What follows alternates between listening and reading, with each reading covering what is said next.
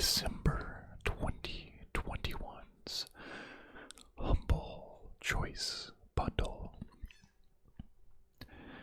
If you are unaware of what this is exactly, every month,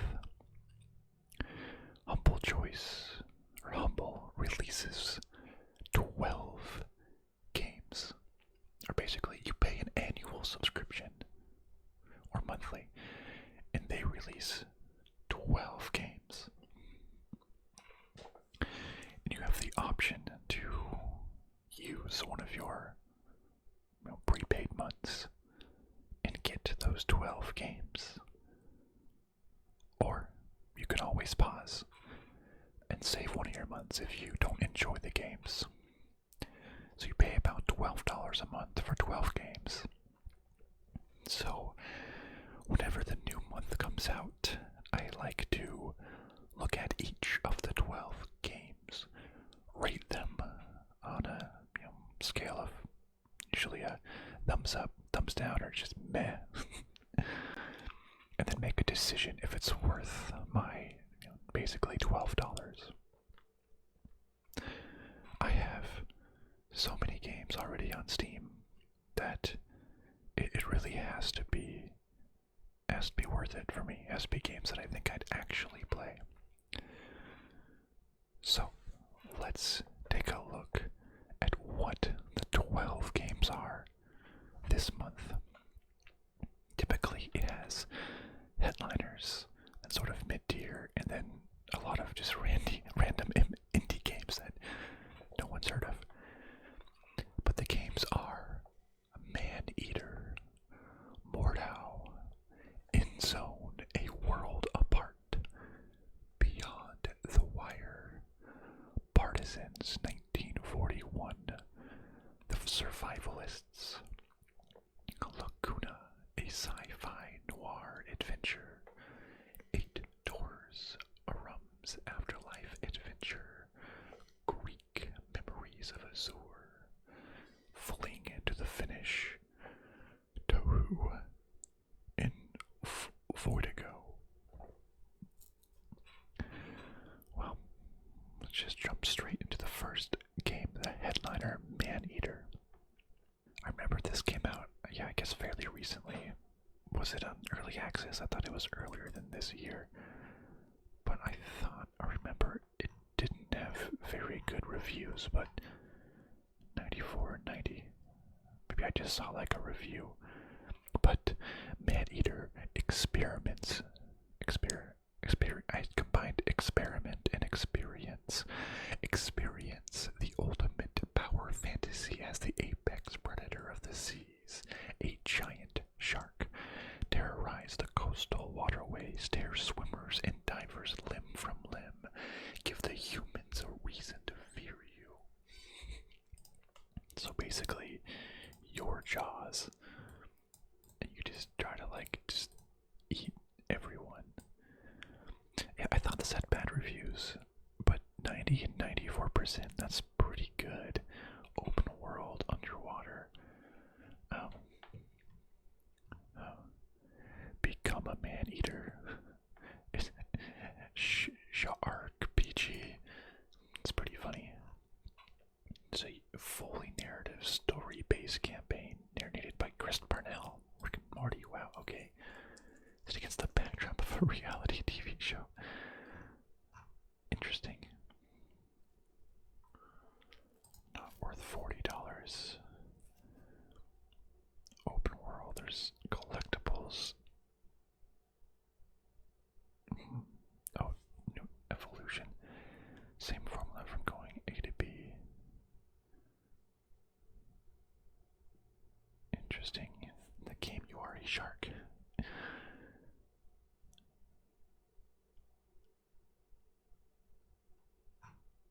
Interesting. People are short. People are saying its concept, the game like comics, is plenty more. All you do is spam mouse 1. Display as a bull shark, become the apex predator. Fun but short. Continue to kill everything. Be she comes. She's a man-eater. Watch out, boy. She'll chew you up. Good job hauling oats. Yeah, I mean, it seems, all in all, kind of like, I don't know, one of those, like, brain-dead sort of games, you know? Like, you're not playing this for the story. You're playing this to eat people up, to be a shark and eat people. Kind of reminds me, like, when I, you know, when you're a kid and you don't have, like, a job or anything, and you just have those endless summers and you get bored, so you just do whatever in video games. Maybe you play, like, Grand Theft Auto and just, you know, see how you could kill people. Just how many different ways you could kill people. But you know, or just like do the same things over and over again. But it's nowadays I'm more focused on the story, but this is a interesting enough premise of being a man-eating shark that you know, I like it enough. I'm gonna give this one a thumbs up. It's interesting enough, I think. Play as this crazy shark. Okay, I like it. Mordhau. Mordhau is a multiplayer medieval slasher. Create your mercenary and fight in brutal battles where you'll experience fast-paced combat, castle sieges, cavalry charges, and more. 78, 82%. Well, the first thing you'll see here is that it's already in my Steam library. Yeah, that hurts the value on Humble Bundle because I already own it. So that's basically a instant thumbs down, right? Because I'm not getting any value. I already own this game. I bought it to play with a friend. Reconnecting with some friends. And this game is it's like goofy fun. Cause like you're just running around as like a different soldiers and like stabbing people. I remember it being like just so goofy. You're just like, yeah, we're on a sword stabbing people, blocking. It's pretty difficult. But if you get the hang of it, you can like kill some people. I remember, oh yeah, I think I just liked being an archer and like shooting people from afar. It was super clunky, but it honestly, it was pretty fun. It was overall fun. Yeah, if you could push past the steep learning curve, Mordhau's brand of chaos is addictive and hilarious. That's true, it was. It was hilarious. It's a medieval first and third person multiplayer slasher into a hectic battlefield of up to 80 players. As a mercenary, massive battles, cooperative and offline play, free-form melee and ranged combat, in-depth character customization, huge arsenal of weapons and equipment, fight anywhere, visceral and gory combat, believable fights. This game, it's, oh, what is that? I don't know. It's a game with like muskets.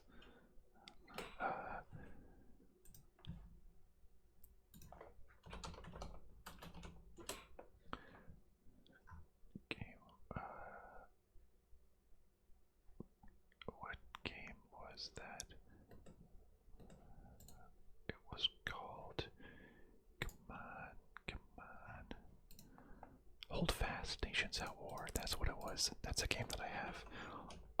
That's also, it's funny, because, like, it's so janky as well, because it's just muskets, and you just try to shoot musket balls at each other, and it's just, like, it's so fun, which is how, like, janky and ridiculous it is. That's sea battles, but it's just, like, just shoot muskets and try to kill people.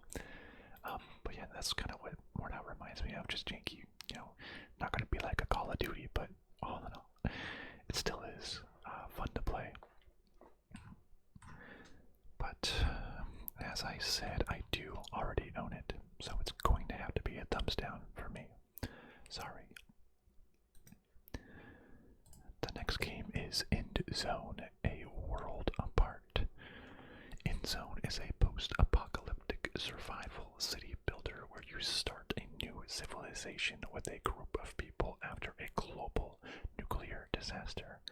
Build them a new home and ensure their survival in a shattered world threatened by constant radiation, toxic rain, sandstorms, and drought. City builder strategy survival. Okay. It looks pretty cool. All those like airships and stuff. 77 to 89%. That's not bad. It seems like it's one of those like hard ones though, where it's like more depressing. And toxic rain.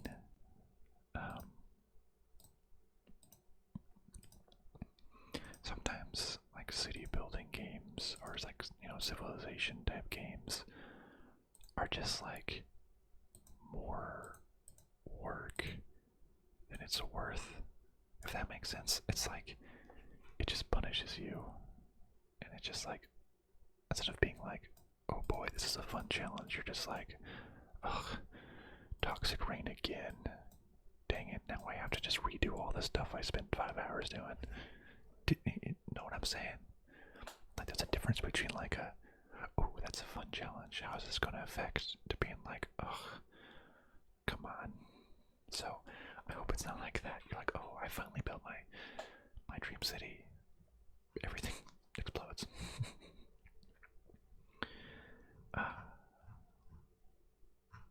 What else is there? Features. Build a settlement to gather and refine many different resources. Dynamically simulated, believable environments. Every ground cell in the game has its own humidity, and radiation values. Radioactive, contaminated ground, droughts, toxic rain, sandstorms, and raiders. Oh god. Then expeditions to forgotten places that change the fate of your people. Experience a living settlement and fulfill side missions. Variety of challenging scenarios. Okay, so lots of people. That's kind of nice. Rain clouds irrigate your soil or prepare for constant fights against contaminated rain. There's like droughts. Recurring and agonizing droughts, and plan ahead by stocking up food or water. Oh no. Sandstorm as it destroys buildings and bring radiation. Visual danger of radiation is still haunting the surface. Okay.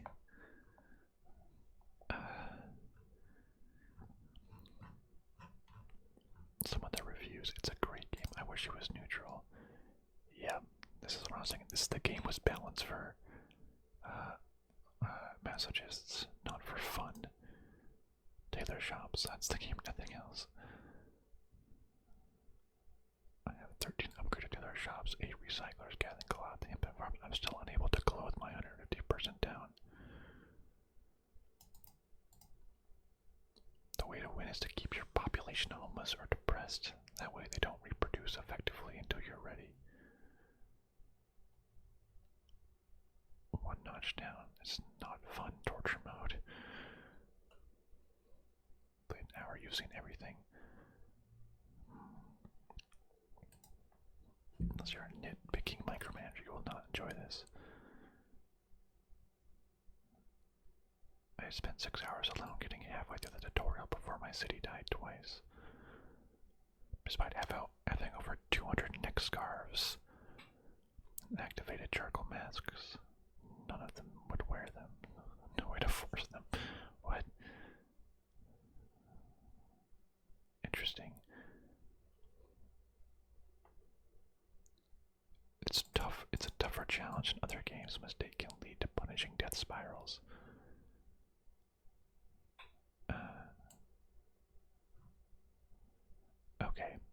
So, yeah, it as kind of sounds like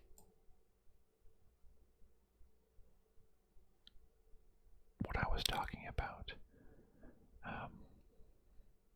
In that it's just like difficult. I don't like that. I like more of like a civilization where, I mean, I guess, someone can declare war on you, I guess, but it's not like difficult and hard to overcome. This just sounds like you're just like, ugh, another toxic storm, great. Well, anyways, I'm gonna give this one a thumbs down, I guess. Next, Beyond the Wire, a tense FPS set in the muddy, bloody trenches of World War I, in battles up to 50v50. Whoa. Players will be immersed in cinematic environments that convey the desperate and brutal circumstances of the Great War. Features an authentic arsenal and a unique melee combat system.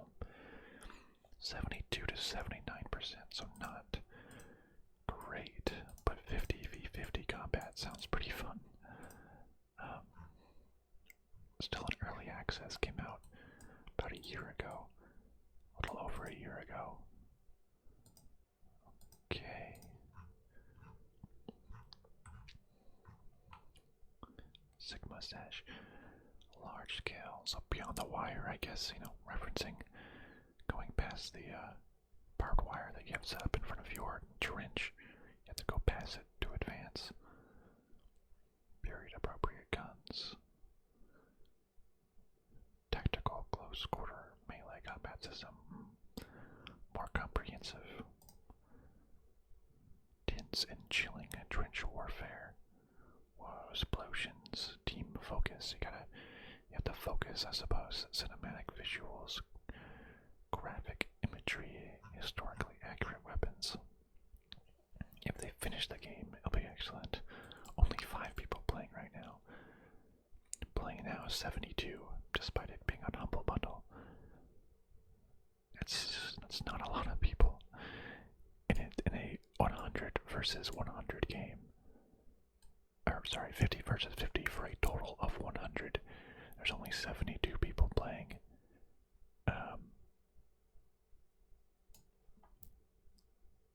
Yeah. People are saying it's a pretty good game. You like the game and you wish you had more players, so give it a thumbs down. There's no one playing it. It will never have the same squad because there's no players.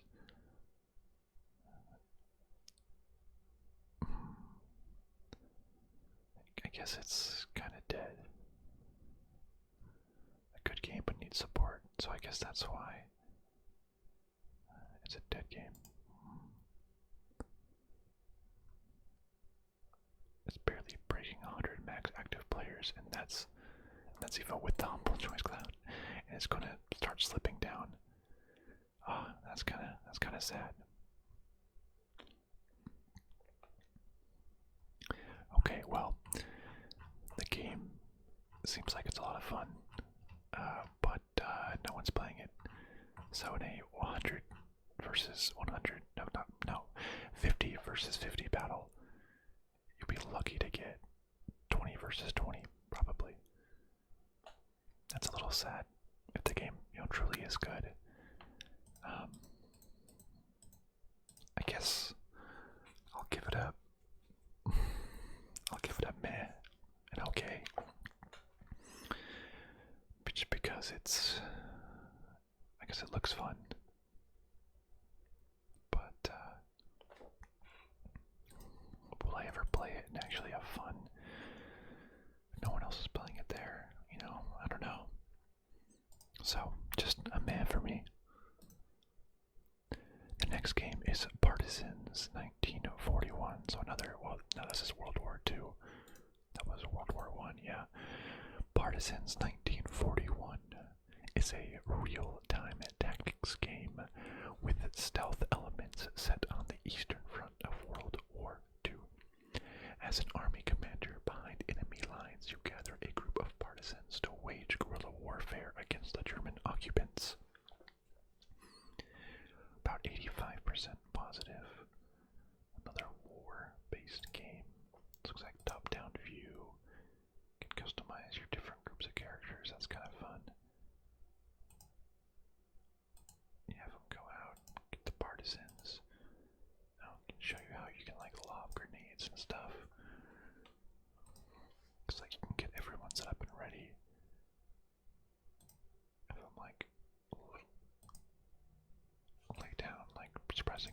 something. Seems kind of interesting. Like that'd be cool if you can like, oh yeah, there's like a, in a range it says, who's in like in their sight line. It'd be cool if you could like set everyone else like each behind like a different backdrop and say like when one's action starts, start shooting, lob a grenade, start shooting, kind of plan it all like that. That'd be really fun. That could be fun. Modern Commandos. I don't historically play. Oh yeah, so they're like shooting, crawling in, shooting. I don't historically play a lot of this sort of top-down game. I mean, really, besides like XCOM or something. Which XCOM is great. Let's turn-based though, so a little bit different. But this could be fun. Stealth tactics game could definitely be fun. I like building your own squad. I like the idea of building up your own squad. If you're a middle-aged gamer who played Commandos in its early days, you'll enjoy playing this game too. It's pretty well made. Skill trees are useless. Plenty of Partisans joining your cause, but why bother using them if you have your 3-man maxed out death squad? Yeah, that makes sense. There's some bugs, a little unbalanced. AI is not great. Commando. I never did play this game called Commandos. The modern version of it with the same WW2 real-time strategy mixed with stealth. Stealthily killing Nazis on the Eastern Front. Didn't really grab them. Maneater.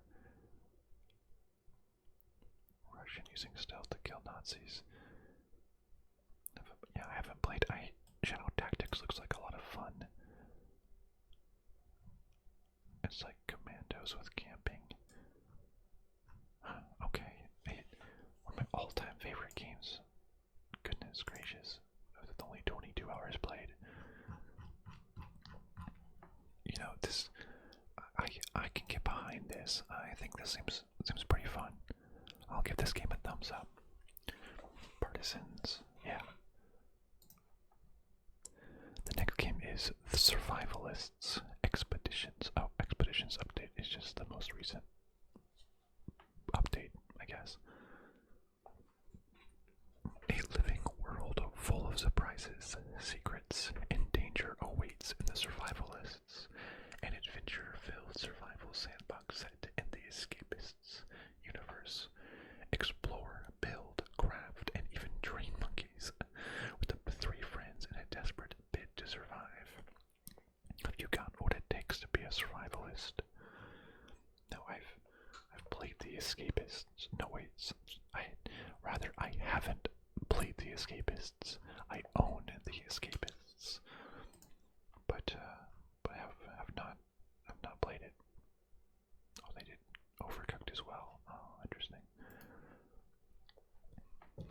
Crafting adventure online co-op survival 2D 73 to 86%. So you can play co-op games with friends. I don't play too many co-op games. TBH. I'm not huge on survival games because I don't want to be like, you know, I gotta freaking eat. That's the stuff I have to worry about in my real life. Why do I gotta worry about it in my virtual life too?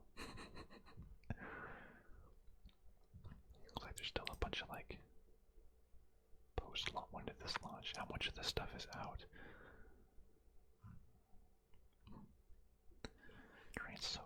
There's a demo, a world of adventure, so you can just like knock down trees, get some stuff, probably tell some monkeys what to do. Your island is alive. Your home will change with day and night cycles. Uncover its secrets, hunt or be hunted by animals. Get quests from a mysterious stranger or find them washed up on shore, so build together, survive together. Monkey see, monkey do. The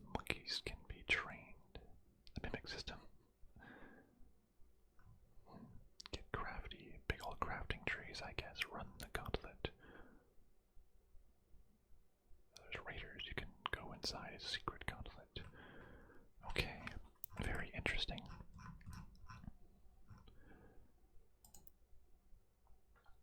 Okay, the game is fun I'm gonna say if you intend to play solo, you'll enjoy it. If you intend to play with randos, this feature will make it safer. One of the best survival games out there. Get to keep monkeys as slaves, which was a neutral option. The game is good, only everything takes way too long. Traveling is too slow. At least make the teleporter cheaper without gold. Say, any survival game, you wake up on an abandoned island and start farming minor items to build axes, shovels, and clubs. The monkey automation, that does seem pretty interesting. You know, general gameplay. Yeah, this simple survival game that may initially resemble Stardew Valley. I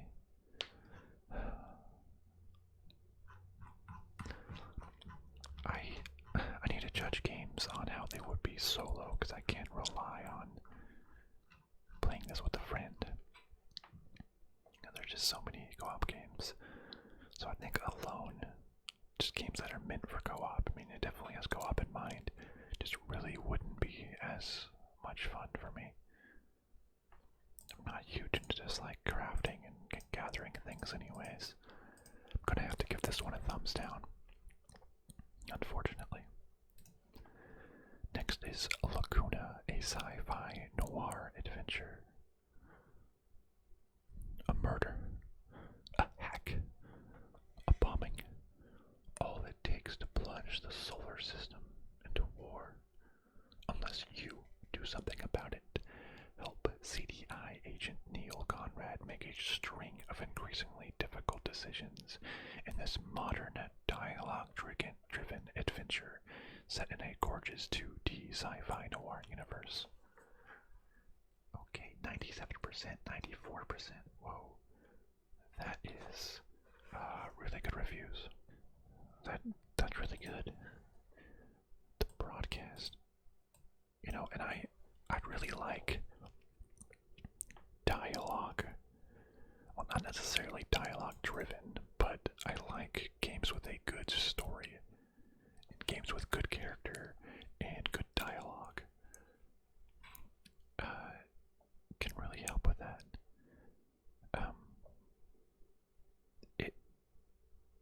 Interactive fiction, like that sounds fun. Noir, detective, pixel graphics. Sometimes if it's just like an interactive story, and not everything needs to be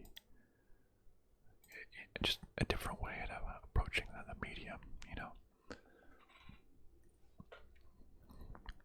Just taking a book and making it slightly interactive is pretty fun. The broadcast. Interesting. What else does it say about it? Save the world.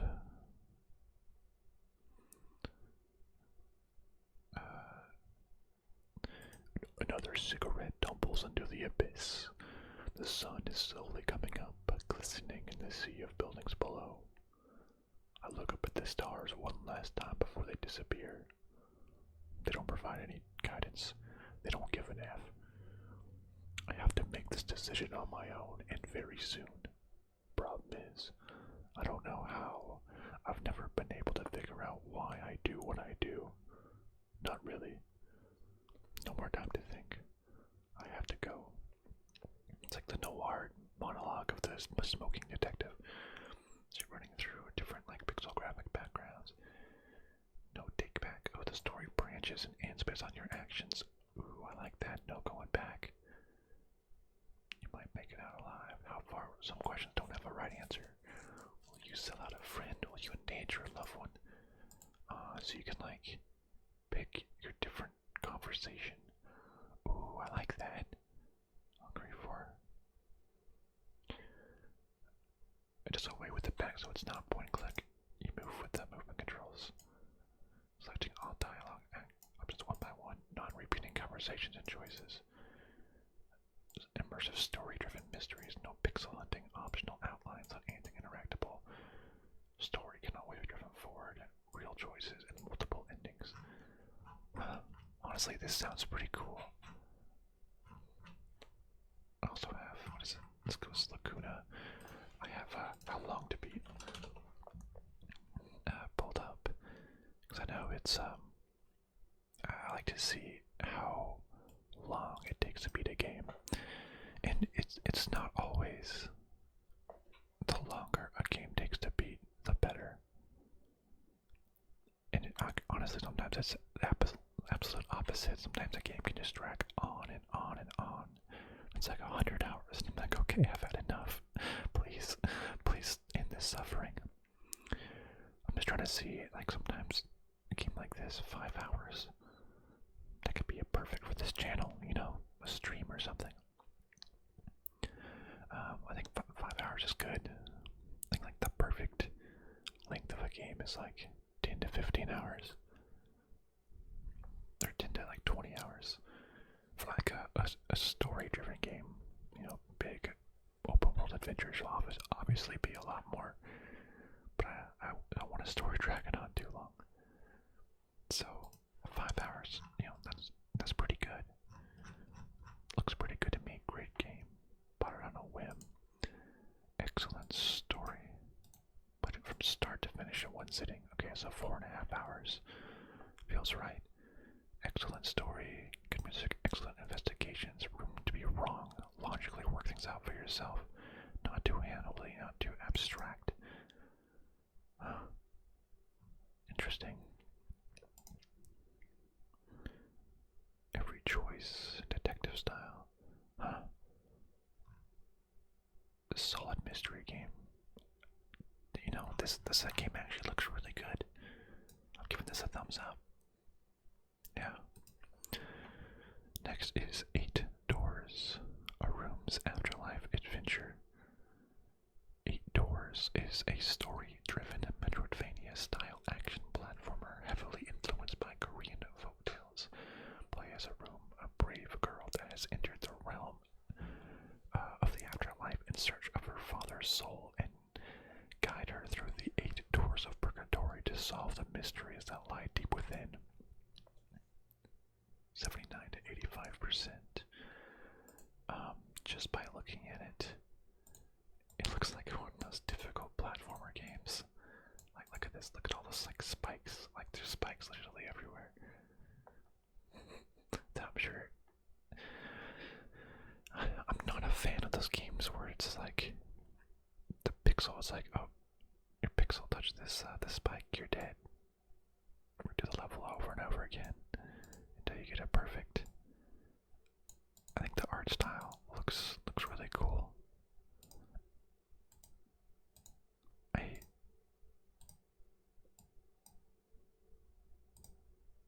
Like the gameplay looks like something like what? You have to like do all these crazy mechanics to not touch anything. Let me see. So like this big old boss, our style looks kind of actually a little bit less good seeing it in person. This is like, what is it, like a Hollow Knight or a couple of those other types of games. So they're like jumping boss battles. What are they like? I guess this isn't really like a bullet hell game. But I don't think this type of game is really for me. Dynamic gameplay. So this looks a lot like what I've seen from like Hollow Knight. Jeez, that's such a huge map. Goodness gracious. 36 type of specters, 21 deadly bosses. 4 out of 10. Girls were okay. After the first boss fight, I didn't feel like I needed to stick around. I was not able to finish the game despite its low playtime. Visually appearing art styles. does not work well in a game. Same few colors, the world gets boring to look at. Level design not great. Sluggish level design, sluggish. Sluggish combat, sluggish level design, story's presentation. There's nothing to be engaging, and the translation of the game isn't very good. It's okay, average Metroidvania. So if I'm not a huge fan of Metroidvania, then, you know, if I wanted to get into a Metroidvania, then I probably shouldn't play one that's just average. Cute Metroidvania. 16 hours is what someone said to beat. Some of the locations do look nice. But I feel like if I'm gonna play a Metroidvania, which I'm not a huge fan of, then I shouldn't play one that's just meh. I guess I'll give this a thumbs down. I'm not gonna actually ever play it if I did get it. Won't beat out my 1,000+ other games I need to play. Greek Memories of Azur. Greek Memories of Azur is a beautiful single-player puzzle platformer adventure. You will take the role of 3 siblings, Greek, Adara, and Raydel, to guide them through the lands of Azur. Alternate control between them and use their unique abilities to escape the Urlog invasion. Wow. There's 3 siblings, but only, like, probably the eldest Greek. How come the game's named after him? Wow, you think because the other siblings don't matter, huh? Wow. I wonder what they have to say about that.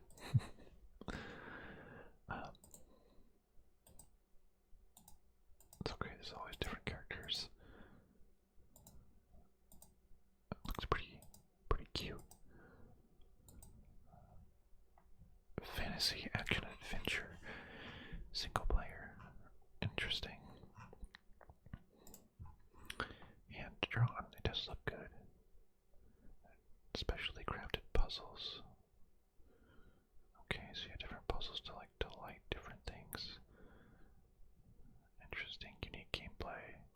Alternate between the 3 characters that use their abilities to explore the magical lands. Fast-paced, you kind of have to keep track of all the characters at all times, I guess. Cinematic clips, fast-paced, contra live orchestral soundtrack. Interesting. Not very challenging, but perfect to relax. Adored. Great pacing doesn't overstay its welcome. Beautiful artwork. The 3 characters switching can feel like somewhat cumbersome. Like during the boss battles where it's just much easier to stick with one character instead of juggling 3 of them just to make them stay alive. Yeah, some have some abilities, one of my favorite side-scrolling games of the year. It's about 5 hours long. Beautifully well crafted. Beautiful. With your latest updates, you can enable your party members to be invulnerable when you don't control them, because that would be pretty opposite of that if they just died.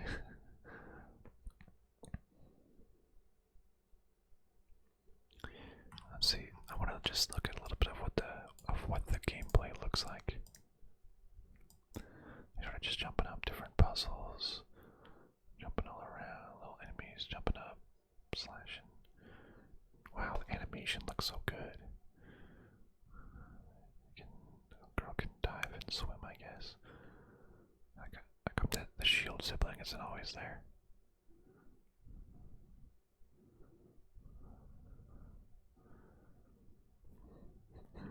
The game looks, visually, the game looks beautiful.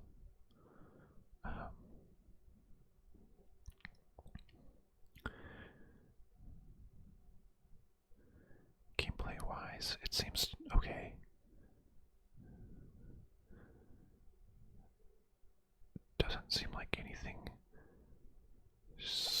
special. Alright. Well, I'm gonna give it a meh. Basically, I'm giving it a thumbs down for the gameplay, but a thumbs up for the graphics, the animation, potentially the story. It looks really good, but the gameplay it's not calling out to me on something that I think that I would want to play. So, sorry, Greek Memories of Azur. Just a meh. Next is Fling to the Finish. Fling to the Finish is a cooperative racing game where teammates are tethered together by a stretchy elastic rope. Get up close and personal with your partner to maneuver two characters bouncing, rolling, and flinging their way to the finish. 85.92. Wait. Oh, okay. So there's. Oh, so you're basically tied to a rope with someone else, and like you're rolling down. But it's difficult because the rope, you get tangled on things. Or you can kind of like use it as momentum to launch people. I see, okay. That's sort of the appeal, is that like the rope gets stuck on things. Or you can use it to your advantage to like loop around. Yeah, like that. Let's see, so you can like, we're both rolling, jumping, trying to like land on it. Trying to go around, okay. Jumping. Falling. Okay. It's like they get caught around a tree. Very interesting. Okay, I mean, it's early access because it just came out a couple of months ago, and it's already on Humble Bundle. Interesting. I mean, it looks pretty fun. Like, I feel like you would need, at the bare minimum, 4 people in a room together, or playing at the same time. Because it takes 2 to even race by yourself. It takes 4 to have another team with you. Absolutely cannot play this solo. At minimum, you need a second person just to do the laps by itself. By sharing a controller. That's funny. Online with others, locals, participating with others, local co-op. Okay. Unique style attackers. Oh, you can like rain down. Oh, that's pretty funny. You like on the blunders and you rain it down, and they get like stuck on plungers and everything. That's pretty funny. A bunch of different characters. I mean, it seems like it's fun.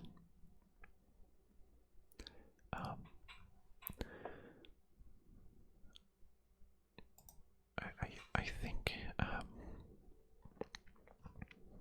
like chaotic fun, but I don't think that's the hard part for me. Is getting that many friends together to play a game at the same time, you know. And have to have not every one of my friends owns Humble Bundle, so they can't get this, and I don't think they'd see this and be like, $15 or $9, whatever. Is it worth to get it? They'll probably only end up playing it like once. So I don't know. I don't think I'm gonna get this one up, man, because it looks like it could be fun. I just don't think I'd ever play it as intended. You know, because you need up to 8 players, right? So that's a lot of people. Next is TOHU. Experience a brand new adventure game set amongst a world of weird and wonderful fish planets. Explore beautiful environments, solve intricate puzzles, and discover the truth about a mysterious little girl and her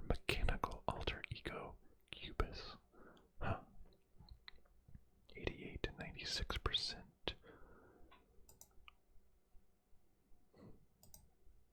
Okay, it's like lots of little puzzles. Point and click. Wanna open the Moloch, go upstairs, like repair pieces, I guess. Huh. The art looks good.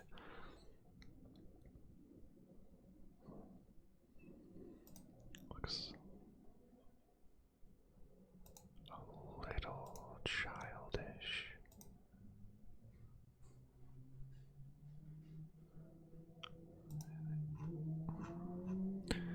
Adventure as a little girl. Utilize the might of Cubis. Discover gorgeous handcrafted worlds. Solve intricately crafted puzzles. Bathe in an entrancing soundscape. It seems bizarre little point and click. Looks good, around 4 to 5 hours. Cute design. Pretty good review.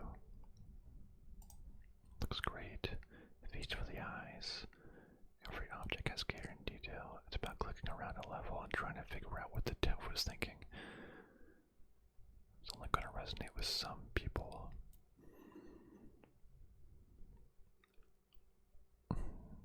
So just you're supposed to figure out how to manipulate the world. Good weekend game. It's definitely not for 12-year-olds and below based on difficulty. It kind of looks like it's like easier, I guess.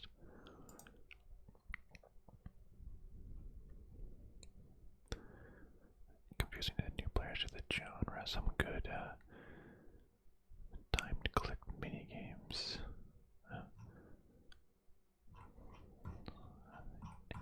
It seems fine. I'm just gonna give it a meh. Like it does seem just like a little childish to me. It looks good. But I don't know. I'm just giving it a meh in this one. The last game is Voidigo. Voidigo is a chaotic and colorful roguelite shooter with a focus on dynamic and unique monster fights. Equip the mini weapons and power-ups to fight back the void corruption and focus on fight back the void corruption throughout the world to hunt or be hunted.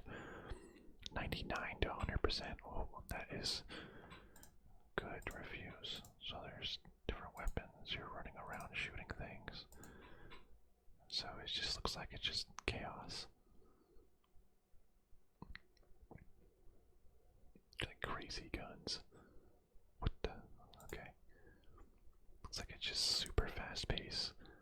Action roguelike.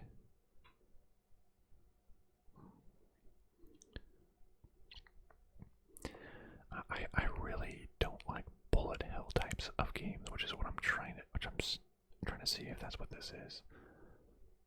It kind of looks like it. Looks like there's a lot of bullet hell. Looks like it's just crazy amount of weapons though, which is pretty fun. Early access, such good reviews. It's going on Humble Bundle already. Fast and fun.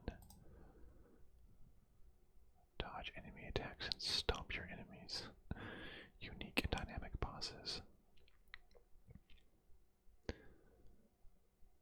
There's definitely a lot of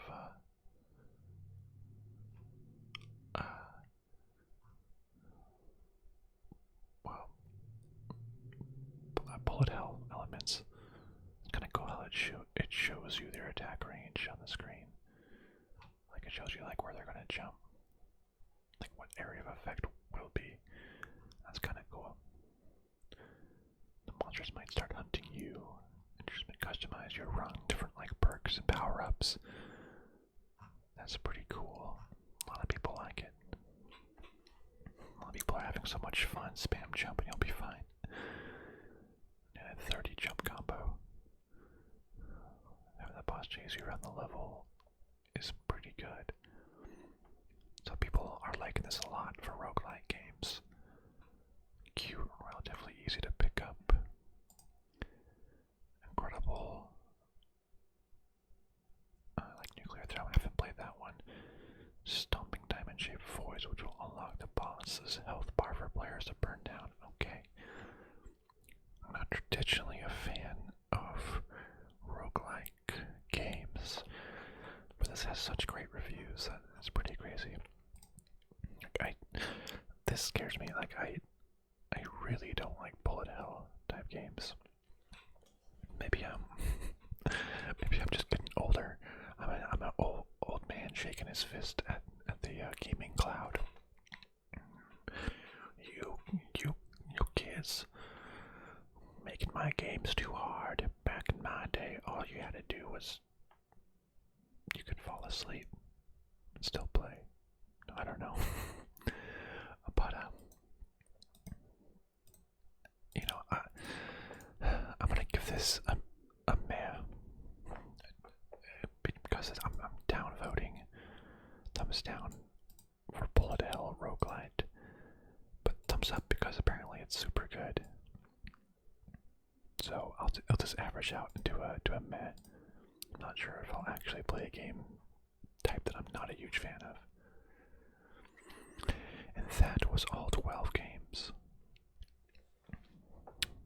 We went through Maneater, thumbs up. Mordhau, thumbs down because I already own that. Endzone, thumbs down. Beyond the Wire, meh. Partisans, thumbs up. Survivalists, thumbs down. Lacuna, thumbs up. 8 Doors, thumbs down, I think. Greak, meh. Fling to the Finish, thumbs down. TOHU, meh. Voidigo, meh. So I mean a lot of mess. All in all, right? It's 1 thumbs up. I'm doing a cumulative thumbs up for Maneater. So that's 1 plus +1 plus 1 minus 1 for Mordhau because I already have it. -1 with Endzone, meh. Stays -1. Partisans was positive, so it's back up to 0. Survivalists, -1. Lacuna, back up to 0. 8 Doors, I think, was thumbs down, so negative. Not just meh, so multiple negatives. But basically, it's, do I want to pay $12 for Maneater, Partisans, and Lacuna?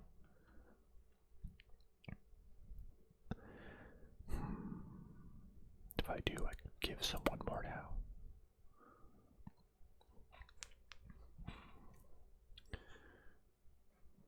Maneater looked like, I think it'd be fun enough just to play and just be super silly about it.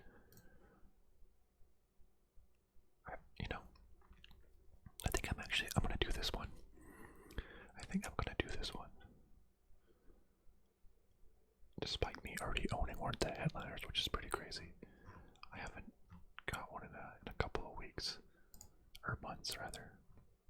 I used to get it like exactly every week. Every other week, rather. Every other month. But I went two months in a row without getting it. But Maneater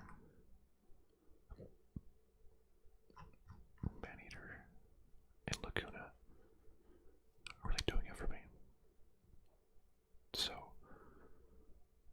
I think I'm gonna get this month. I probably will never play most of these other games, but Maneater, Lacuna, Partisans, I don't know if I would ever get around to actually playing. But those two seem like a blast. I mean, this is a $17 game. It's $40 now, but it's been historical low of, oh wait, it was free on the Epic Game Store. Wait. Do I already own it on Epic Game Store? Uh-oh. If I do, that would be, I know, I'm pretty sure I don't. Despite me getting I always get the free games on Epic.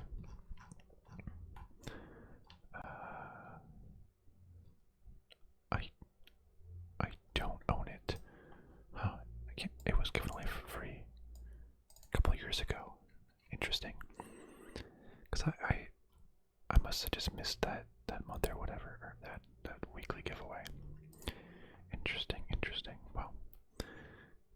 because if I owned a Maneater, then I definitely wouldn't get this. Well, I guess that makes my decision a little bit harder. I guess I'll still probably go for it.